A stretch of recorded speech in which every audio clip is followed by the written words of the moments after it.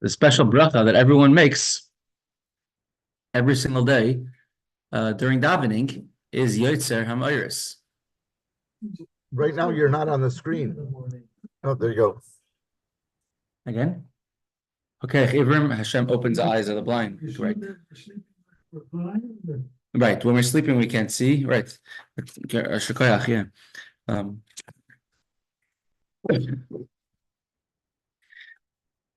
Someone who is blind, it cannot be about Torah, it cannot read the Torah. Similar how someone who is blind cannot be your taxi driver. Right? They can't see where they're going, they can't read the words. They could do the half Torah because it's not the same. They could do not the half Torah, the mitargim. They could be the one to translate because you don't have to look inside for translation, and it's not as special of a reading as a reading of a Torah. It's on a lower level. Now we are returning. We'll return to the topic of a blind person, but first we're going to go into a different subject. It's called a pecheach. Pecheach. The screen's a little bit dim today, but you have that's our drawing. Pecheach, whether it means either topless, sleeveless, wearing shorts. It is a issue to be a chazan when wearing shorts. Even davening, one should not daven while wearing short pants, while wearing a sleeveless shirt. Many Sfardim, they have like a special sleeve which they could roll up. They have a special tie that ties up to when they put on their tefillin. Someone who is not tznius, not dressed modestly, can they be chazan for Shachris? Can they be chazan for Shema? Can they be a Balkaire? Can they be the one to read the Torah? So here's what the Gemara says. Pecheach peris al Shema. Someone whose legs are exposed can be the chazan for Shema. Peris al Shema, for the partial Shema, meaning people get together just to say Shema b'tzibur and with the crowd, but not chazan of the Shemin Esrei, not a Balkaire. He cannot read the Torah for everyone. But he may do lesser things, for example, translating the Torah into Aramaic and saying blessings on Shema. Ba'minei Ula Barav me'Abaya. Ula Barav asked a question to Abaya. Katan pecheach mahu sheikare b'Torah. It is obvious that if you have an adult whose body is exposed, they cannot read the Torah. Because the Torah says, you should not have any nakedness among you. That's definitely they cannot read the Torah. A child does not have to do mitzvahs.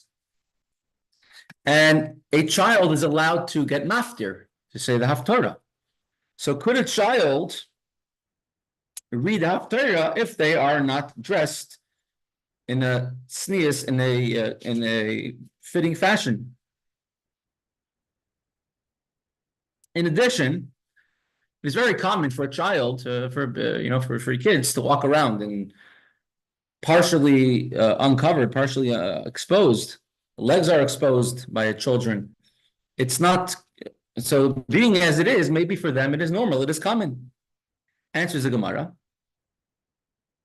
Can a child who has bare limbs, they're not wearing sleeves, they're not wearing shorts, do they fall under the category of erva, of someone who is unclothed and cannot say the haftarah, cannot say and show?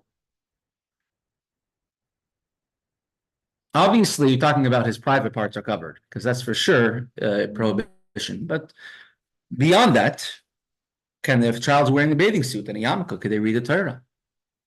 Omar Lei, Abaya answered back to Ula,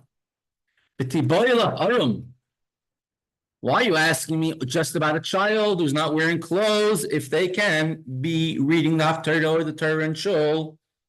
What about a child who is totally unclothed, not wearing anything at all? You can ask the same type of question. Is it only an adult who has this obligation to not have their naked parts of their body, their covered parts of the body being revealed, but a child may, or also a child should not. So to explain the reasoning, what would the answer? Think about someone who's not clothed at all. What is the reason that someone who is naked cannot read the Torah? Mishum kavod tzibur. Because we are concerned for the respect of the tzibur, of the public. It's not respectable that someone who is not wearing clothes, who is naked, should read the Torah. Hachanami mishum kavod tzibur. So too, when a child is reading the Torah, even if the child is under 13, but if they are a little bit unclothed, they're not dressed respectfully the way an adult is, so then the child cannot read the Torah. Any manner of dress which doesn't meet the standard of a shul, regardless of whether it's intentional or not intentional, it constitutes an affront to the respect of the tzibur, respect of the congregation.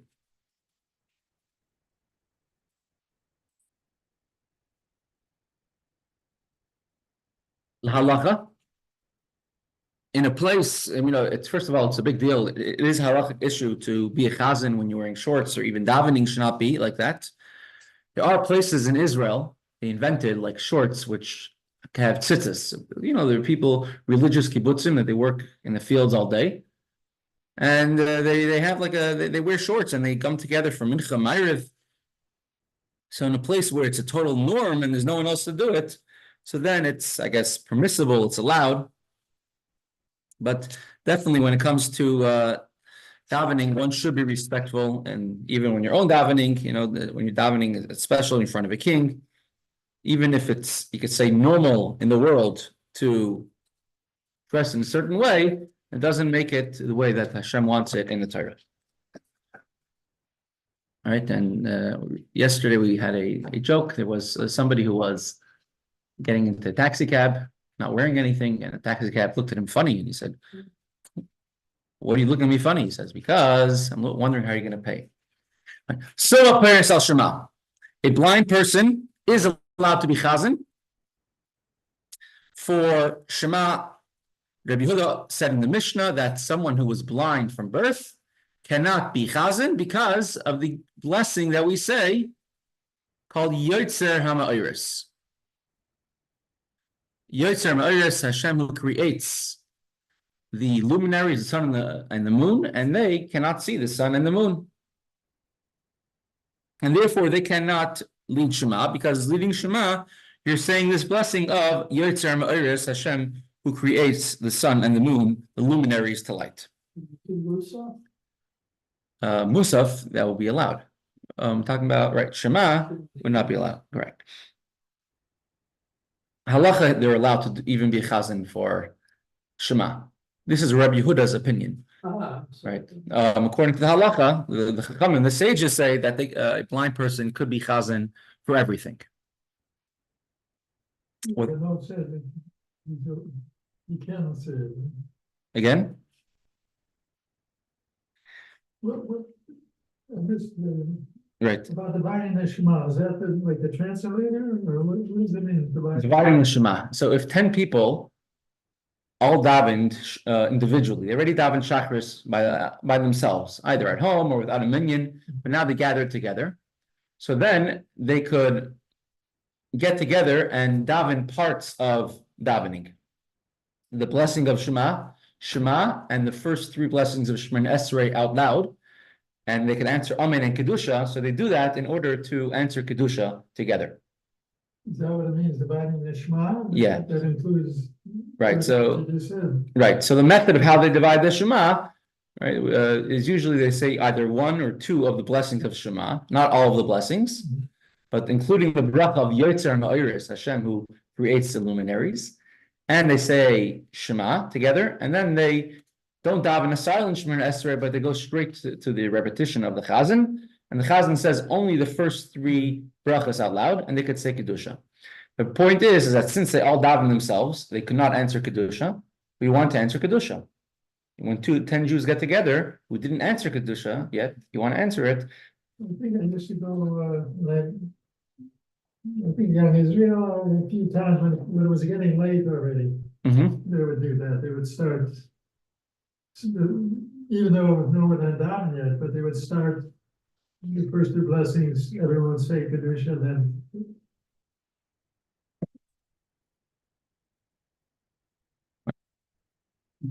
So what does it mean to be blind? Blind, let's just give a perspective. The Gemara is going to give a very good perspective of what's a reasoning of the difference of opinion of the Chaim and the sages who say that a blind person could read Shema, could be the Chazan for Shema, and say the blessing of Yetzer Ma'aris. And Rabbi Yehuda who says they cannot be a Chazan for Shema because he cannot say the blessing of creating the lights. Tanya, we learned in a Brisa, Rabbi Yehuda, the sages who allow a blind person to say the Shema, to be the Chazan, and they say, and even further, the Sfas Emes writes, according to Rabbi Yehuda, a blind person cannot even say it for himself, this blessing. He has to only answer Amen to the Chazan, but he cannot say it himself. The sages allow a blind person to be Chazan. They told Rabbi Yehuda, Har Beit Safu Lidrosh the Maaseh Merkava. The Maaseh Merkava, there were two places in Tanakh, one in Yeshaya, Isaiah, and one in Yecheskel, which describe the chariot of Hashem.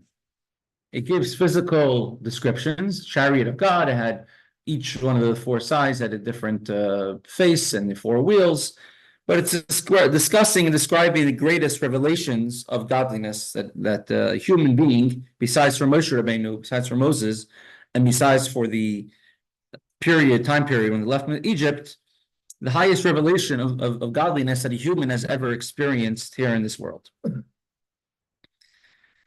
And it's called the Merkava.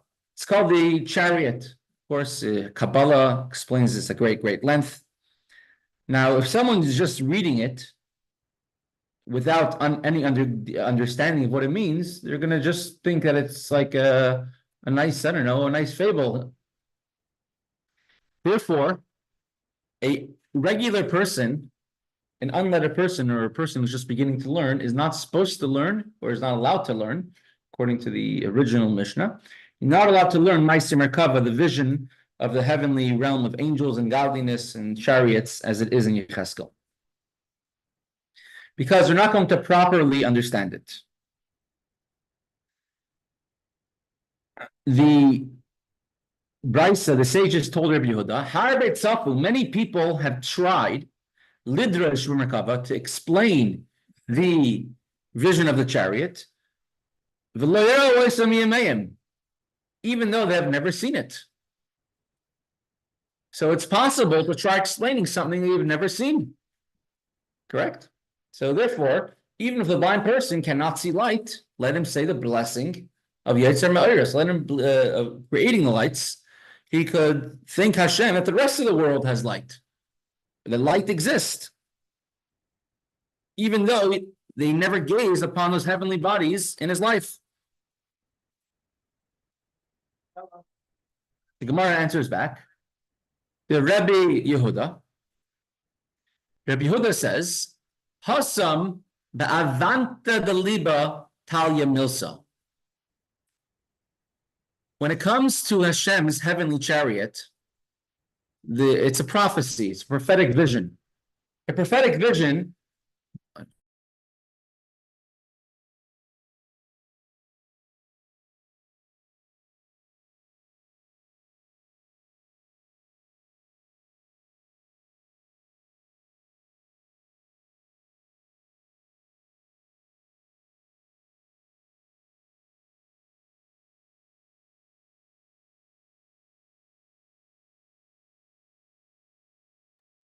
Rabbi, are you on mute?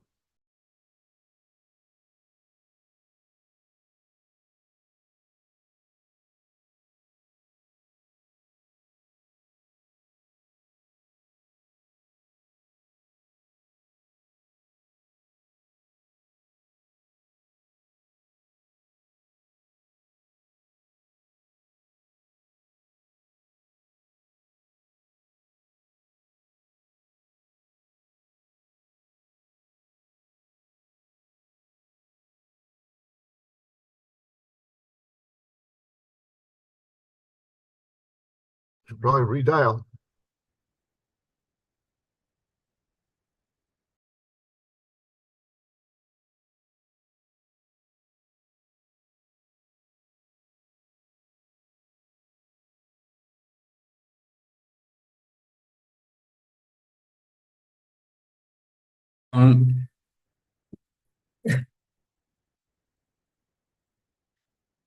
So when it comes to understanding the Maisim Merkava,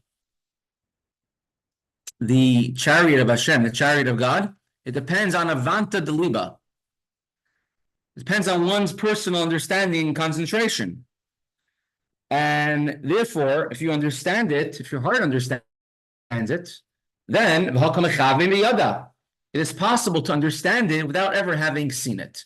Because the chariot of Hashem, the chariot of God, is not a physical thing. Hashem doesn't have a physical chariot up in heaven. Maybe in some form it is, but not in our understanding of what physical means. What it is a totally spiritual thing, with spiritual concepts. And therefore, the chariot of Yecheskel is, if a person is able to be on a level to understand it, then you could explain it even though they have not properly, totally understood it, but they have the sensitivity that they're able to understand it. Halacha, mishum hana, when it comes to the luminaries, when it comes to the lights that are the sun and the moon, the reason why we make the blessing, Hashem, who creates the lights, is because you have benefit from it. And the blind person does not have benefit from the lights because he personally cannot see the lights. And it doesn't help that the rest of the world has benefit because it's a person themselves have to have a benefit from it.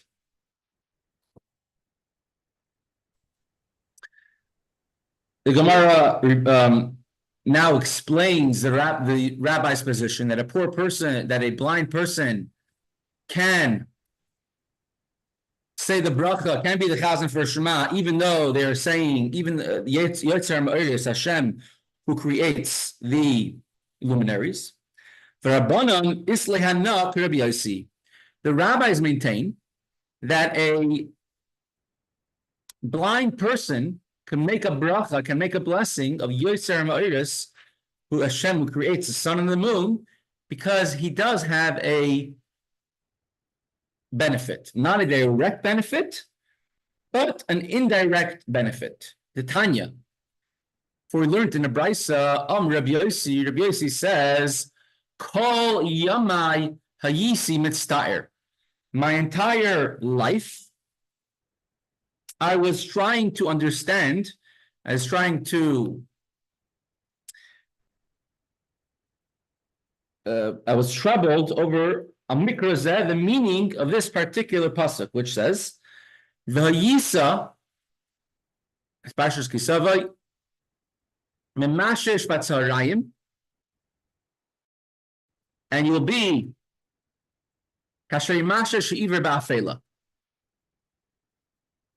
This is when Hashem says, this is a toichacha, the admonishment, the curses, and it says, if you not keep the Torah, this and this and this will befall upon you. And one of the things it says, you should be groping around in the middle of the day, like a blind person, like a blind person trying to feel himself, trying to feel the way in the darkness. Now, if it's dark, it's pitch black, even someone who could see, who has vision, can't find their way around. They also have to feel their way. They can't see their way around. Why does a verse, a pasuk say, like the blind person gropes around in darkness?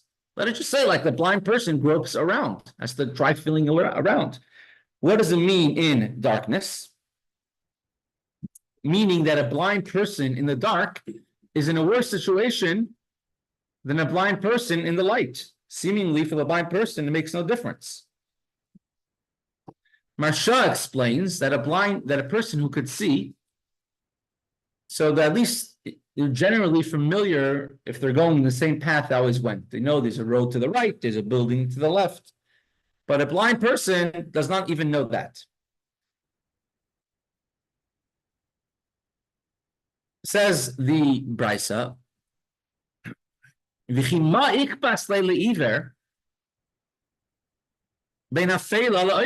what difference does it make to a blind person whether it is dark or light?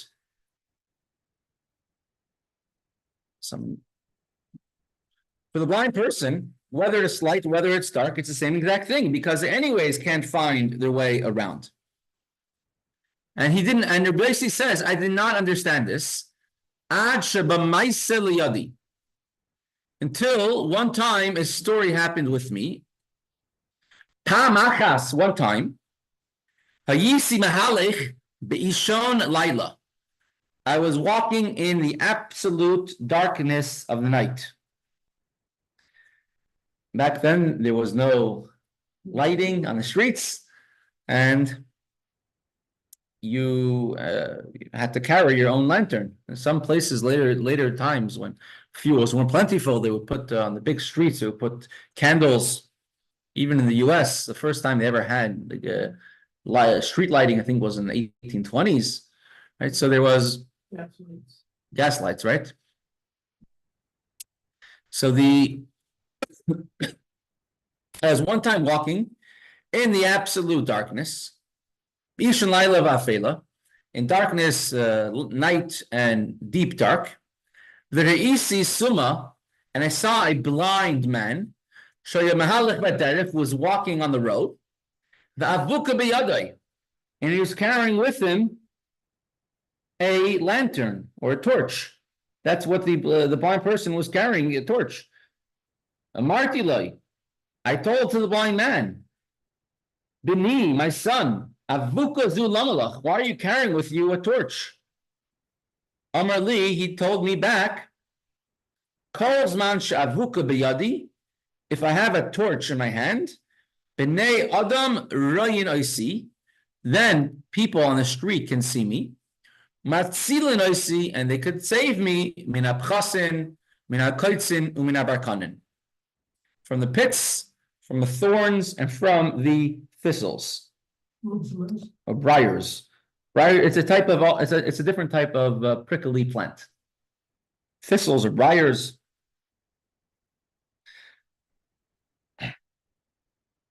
And therefore, I carry with me a torch even by night, in case I meet somebody. Since a blind man can have benefit from light, as this incident of Rabbi says, so therefore the blind man may be the leader, the chazan of Shema, and involves reciting a blessing of Yetzer HaMa'aris. The Gemara has The been Rambam writes the girl that a blind person has benefit from others, from sighted people who could see. That's a different reason than this given this Gemara over here. There's a beautiful shot from the Baal Shem Tov on this, which is brought down by the Rugged Shavar Goin. Tzaf Nas Peneach. Rugged Shavar Goin is someone that was mentioned. Yossi, Shalom Aleichem, welcome, happy to see you. Shalom Aleichem, Rabbi, thank you. And I see you, it's actually sight, not just it's light. Yeah, thank you, Rabbi. Tzaf Nas Peneach, Rugged Shavar Goin, Rabbi Yosef Rosen, we described him, brought him down many times. Person with the rabbi with the long hair, passed away in the 1930s, was a tremendous Talmid Chacham. He brought from the Baal Shem Tov. It says in the Zohar that with every single letter of the Torah has Hashem's light. The 25th word in the Torah is Or, light. It says Hashem saw the light, kitoivu, it is good. And it says the light which Hashem created on the first day of creation is hidden. It will only be revealed when Mashiach comes. It is hidden now in the Torah. And for great tzaddikim, like a Maggid and Mezrich, the Baal Shem Tov, they're able to see throughout the entire world, or see the future using the light that's hidden in the Torah. But he says, if the light is hidden, what's the point of the light? And the answers that there's some people which are called Einei Ha'eda, the eyes of the congregation, the eyes of the people. Now, a blind person, someone who's blind, when they carry a torch with them, other people who could see are able to help them to have sight. So in the same way, a person, people in the generation could be considered to be blind. We don't see, we walk around in day-to-day life, says about Shem Tov, we don't see Hashem openly, we don't see godliness openly. But we do have those who can see, which are the tzaddikim, the Einei, the leaders of our generation, which are the Rabbeim, the Rebbes of the generation. And they cause that the blind person, that people like us, we don't fall into the pits and to the thorns and the thistles. And there are many people which, even though they don't have the opportunity to learn Torah, but they support those who learn Torah. Similar to a blind person, which even though they can't see themselves, but he's holding he's holding the torch in order that others could see and to save him. So those who support the Torah, if they themselves don't see the light of the Torah, but they help those who are learning Torah, and those people save them and protect them from all the pitfalls which can be in life, the grandson of the Baal Shem Tov brings us down as well. If you look interestingly, there are three descriptions for darkness. Ishoin, Laila, Va'afela. Three different types of darkness. Ishoin is going on your pupils, that a person can see with their eyes. Laila is not the person themselves can't see, because if it's light outside and your person's eyes are closed, they also can't see. Laila is darkness. That's when the entire world outside is dark. Afela is deep darkness, absolute darkness, where there's no light. It's a cloudy sky. There's no moon. There's no stars, and that's pitch black. Someone deep down in a cave. It's called afela, deep darkness in a tunnel. Rabbi Yossi says, I was walking where there's tremendous darkness. It's known that there is called Gimel Klippas Atmeis, the three levels of impurity which are impure, which of Klippa, powers of impurity, opposite of holiness. And in Chassidus, it calls it the Gimel Saripare, the three officers that are mentioned in the Paro, the Sar Mashkim, Sar Oifim, Sar Tabachim, the butler, the baker, and the butcher. And these are three levels of klippa, three levels of impurity. And in the person, they correspond to three limbs, the kanev, veshet, and vridin, the ventricle, the esophagus, the food pipe, and the veins that they have in their neck where the blood goes through. And all three of these correspond to these three different types of darkness. And therefore, all he had to, in order to protect themselves, even though he was blind, the blind person carried a torch and it saved him from klasin, koitzin, and barkanin, three different types of things as well. One is a problem with the outside, that there's a hole in the ground. One is that there's a thorn, which is, let's say a rose bush has a thorn here, a thorn there, one thorn on every stem or few thorns, and thistles are full of thorns. Right? So all the light of the Torah is able to protect you from all of these levels, from all three of them. So that's a vart, which comes from the Baal Shem Tov.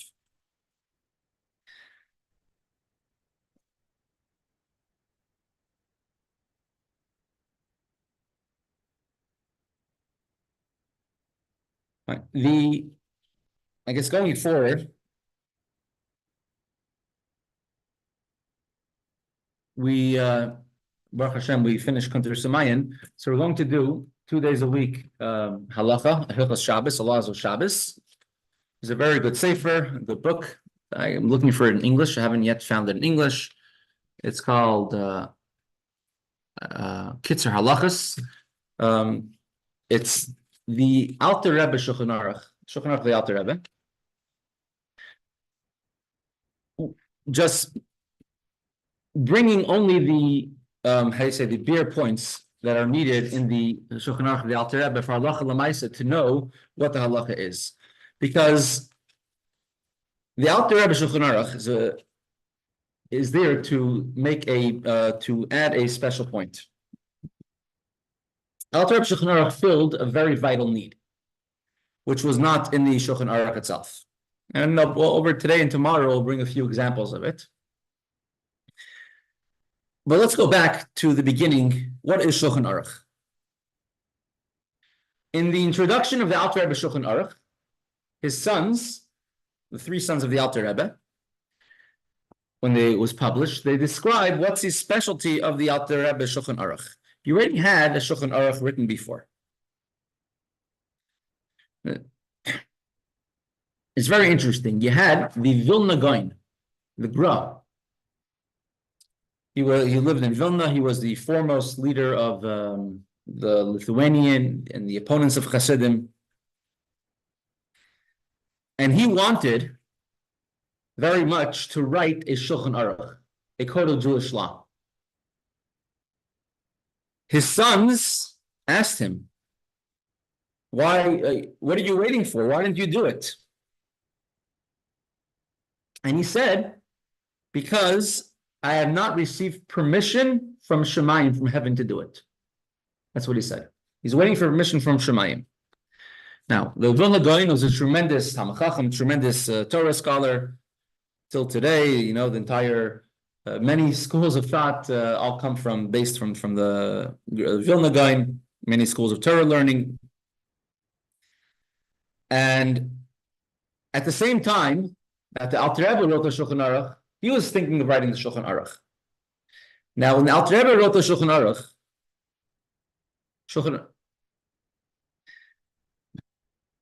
he was commissioned by his teacher, who was Alter Rebbe's teacher. His Rebbe was the Maggid of Mezrich. The Maggid of Mezrich was himself a tremendous Talmid Chacham, tremendous Gaon. His students were the greatest. 120 students of the Maggid of Mezrich were the greatest Torah scholars of the time, rabbis of great communities and cities.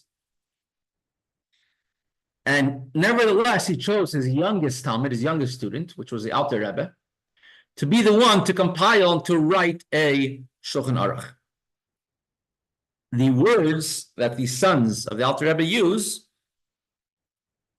was that Mishmaya eskimu al yadai, from heaven, they agreed to the Alter Rebbe's writing, and was accepted all over the world.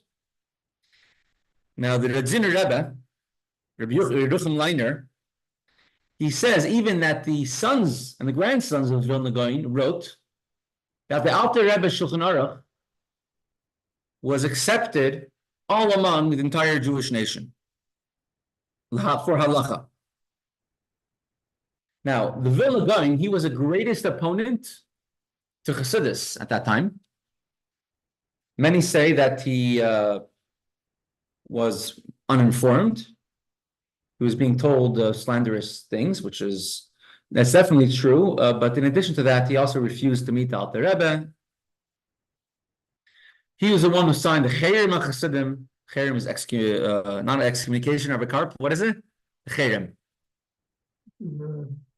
You see his word excommunication, but a different word. But to put the Chassidim, are not part of the Jewish nation, and you cannot have any connection with them. Right? This is the girl, the Vilna Gaon. And he said about himself, he wasn't given permission from Shemayim, from heaven, to write the Shulchan Aruch. But to those that he was persecuting, him and his camp were persecuting, they were given permission and given the task from Shemayim, from heaven, Alter Rebbe, to write the Shulchan Aruch. What you see from there is Kollel b'reach min hakavod, somebody who runs after a honor or a position and runs away from them. Do you accept that, the Rabbi? Yeah, his sons and his grandsons write about the Alter Rebbe Shulchan Aruch that is accepted all over. His grandsons write that.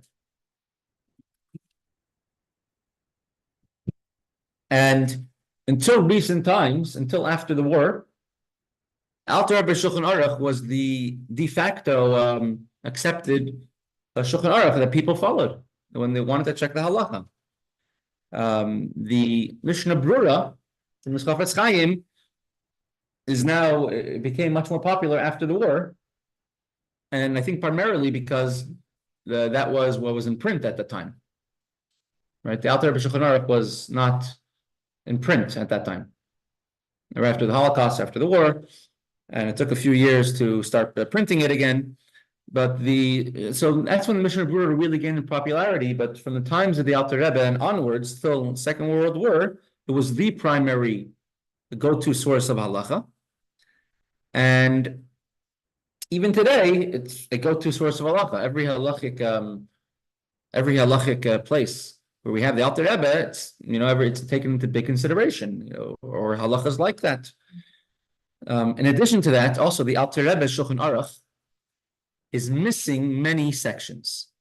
They were lost in fire. There were many fires in those days, and many of the writings of all the Rebbes, Alter Rebbe, Mittler Rebbe, Tzemach Tzedek, were all lost to fire.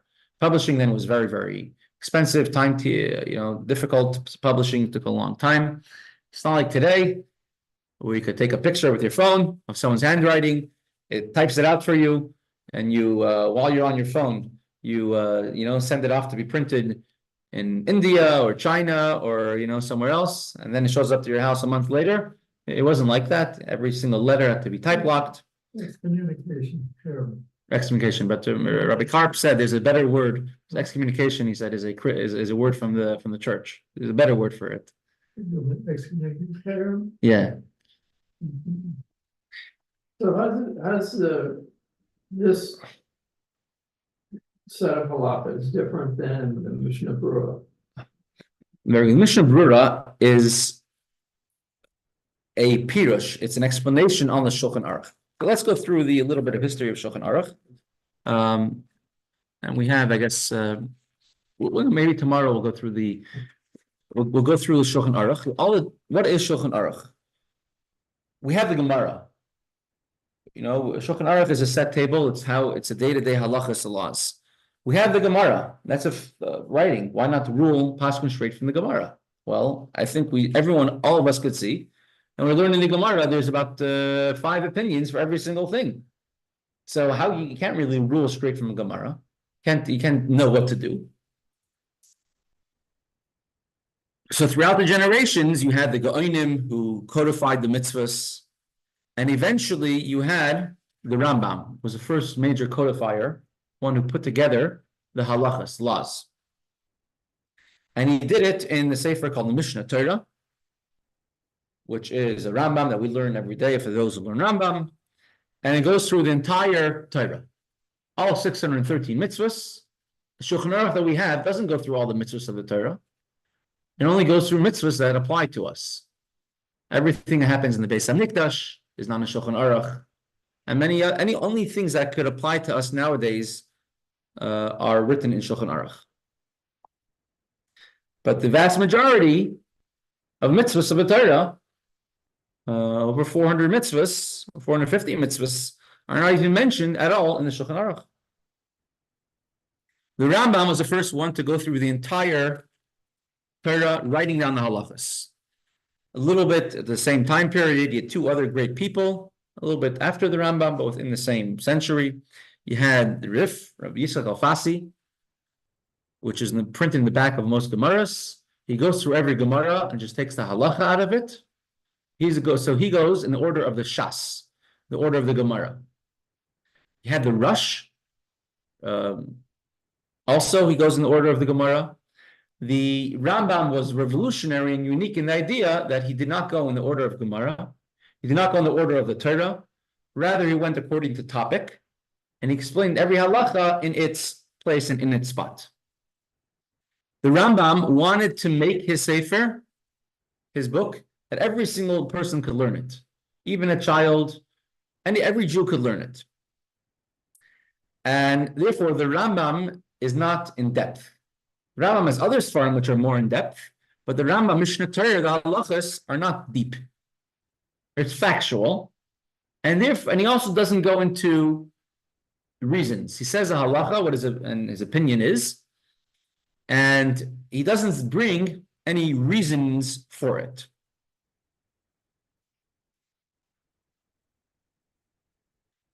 What the Rambam did, he had 14 books, and we're actually making a conclusion on Rambam, learning of a daily Rambam in another about 2.5 weeks, for those who learn 3 chapters a day. To write, the Rambam did what was necessary at the time. The Gemara was written because that's what was necessary at the time. The Mishnah was written because that's what was necessary at the time. These are all part of Chelik Torah Shabbat Peh, the oral Torah, which you're not allowed to write down.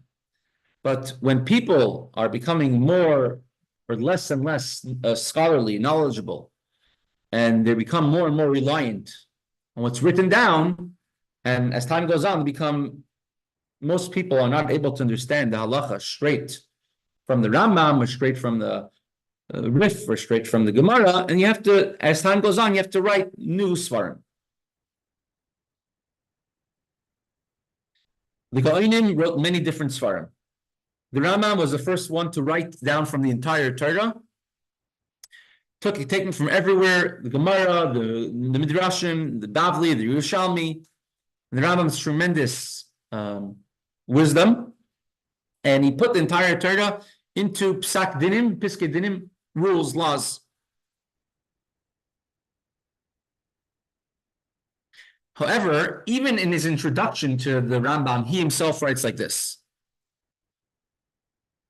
that since I do not put the reasons over here inside, it's very possible some people think they understand everything and they don't really understand.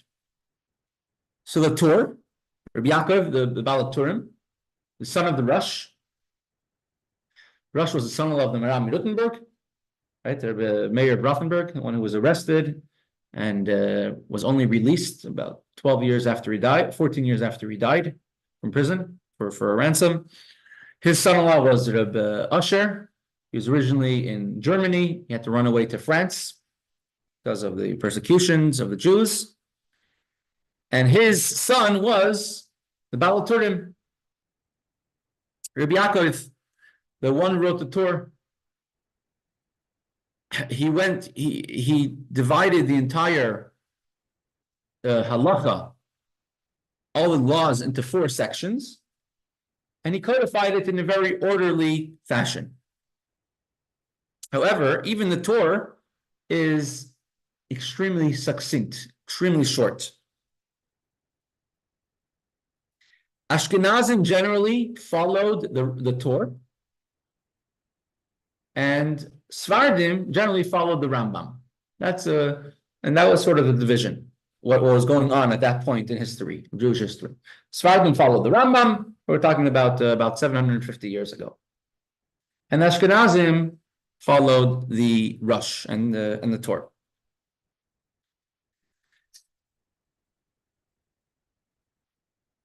Now, another big issue was, this is before the printing press, correct?